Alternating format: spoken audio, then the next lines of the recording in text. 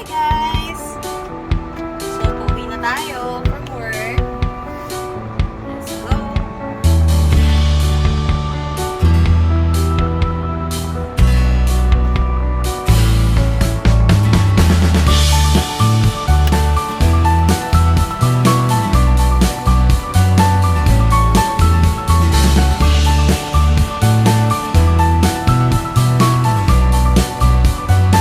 Sorry guys,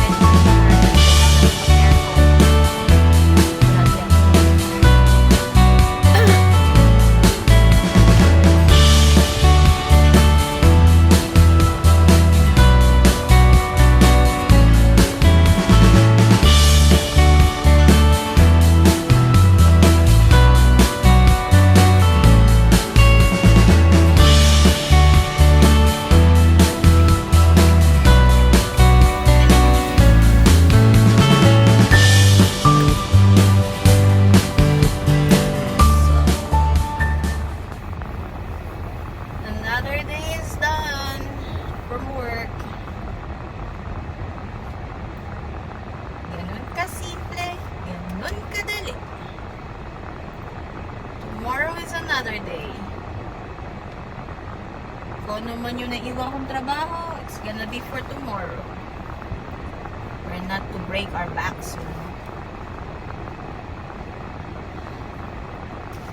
Kasi kahit naman linisin mo siya, for sure tomorrow, pagbalik mo, ganun pa rin siya. Kasi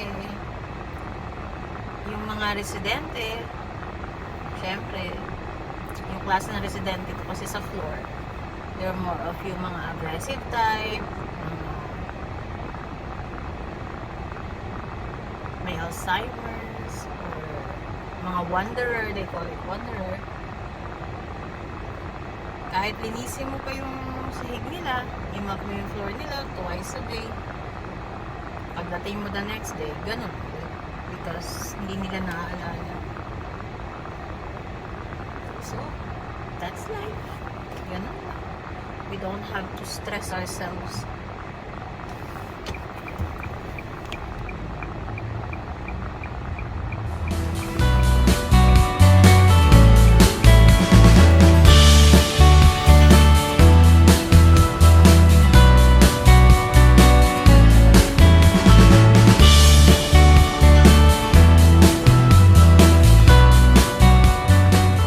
So, after the work ngayon, ay, naku guys, isang malaking ka-ek-ek ng ginawa ko. Kagabi, nakatulog ako nang suot ko yung salamin ko. Nagising ako, I think it was around 11 o'clock. Kasi lagi akong nagnanap. Nagnanap ako lagi sa afternoon, ganyan. Nakatulog ako, nagising ako mga 11 na. Nagulat ako, sabi ko, something na parang may tumunog. Yung pala yung salamin ko. Nabali. Nabali yung salamin ko, guys. Ay. Mapapagastos na naman si Aying. Mahal pa naman ang salamin dito. Maabuti na naman ako na nasa 800 sa isang pair lang na salamin. Hi! That's what you call life. The thing is, hindi naman tayo pwedeng walang salamin. Buti na lang, okay pa itong lumang salamin ko, which is medyo masakit sa ulo. Kasi syempre, iba na yung grade niya. Hindi na siya pareho ng ginagamit ko ngayon. Actually, yung ginagamit ko ngayon is about 5 years na. So, kailangan ko na rin talagang palitan. Tinatry ko lang i-prolong. Nagkukuripot na naman ako. Tinatry ko i-prolong. Kaya lang talaga sigurong kailangan palitan. So, gagawin ko, pupunta ako sa optical shop. And, papahanap ako ng frame size na pareho ng lens. So, frame lang muna bibilhin ko kasi matagal din bago ako makakuha ng bagong salamin. Kahit pasukatan nila ako ngayon ng bagong grade, hindi ko makukuha kaagad yun. Maabutin pa yun ng mga 3 weeks, 2 to 3 weeks bago ko makuha.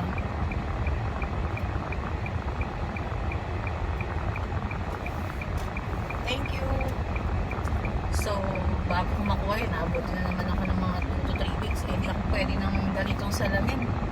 Hindi talaga ako nakakabasa, guys. Medyo masakit sa ulo. Pwedeng gamitin sa pagdadrive, pero pagdating sa pagbabasa o pagsusulat, hindi ko siya kayang gamitin. Nasusuka ako sa sakit ng ulo. So, for the meantime, hahanap ako ng frame. Frame probably, mga abutin ako ng mga 150 plus tax. Ariosep.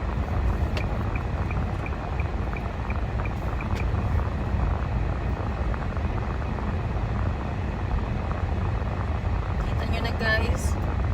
Kaya dito kailangan meron kang emergency fund.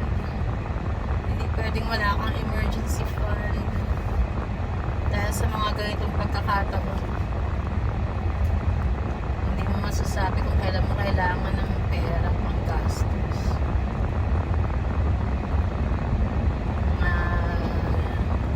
This is what we call necessity. Hindi naman tayo pwede makafunction ng walang salamin.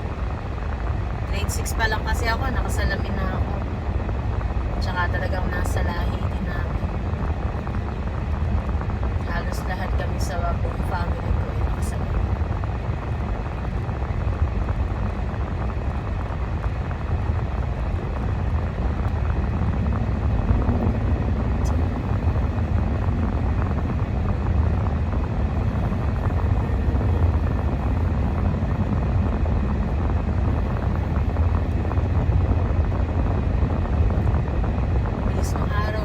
Thursday na. July na naman tayo. May police. There's a police. Uli. Uli sila, guys.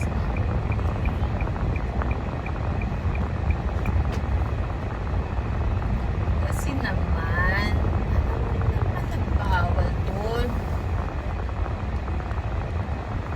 Bus lane nga lang.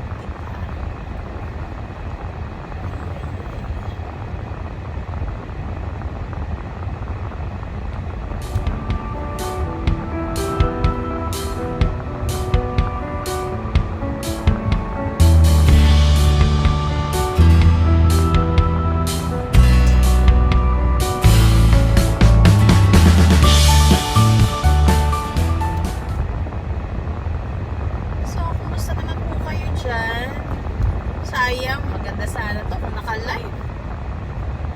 Kaya lang, di pa ako makapag-live eh. Kailangan daw over 50. Kailangan over 50 ang subscribers para makapag-live. Kaya alam niyo naman, 22 pa lang ang subscribers ko. Thank you sa inyo. Pero malay nyo naman, madagdagan tayo. Makapag-live tayo.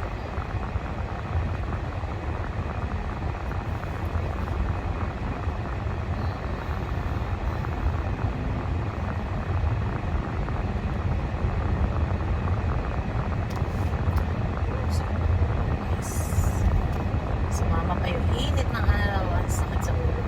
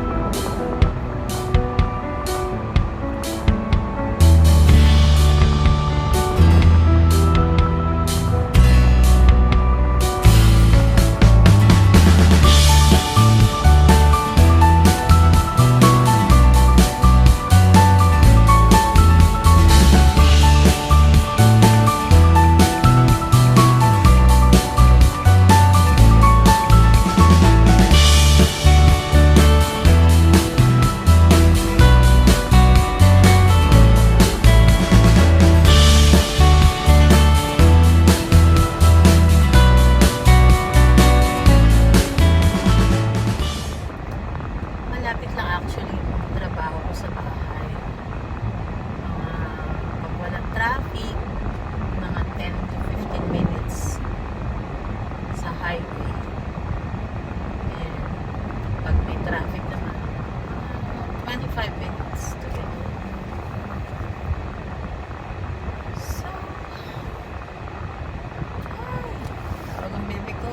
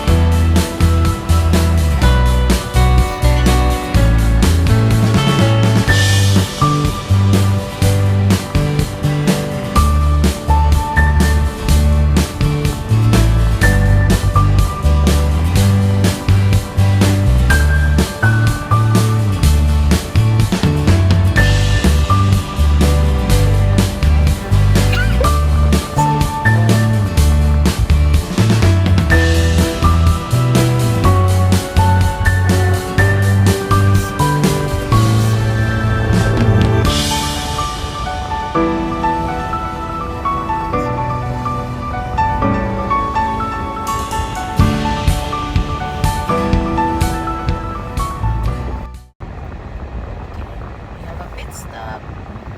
Ikapin ko natin ang bebe ko. Anak ko, papasundo. Okay.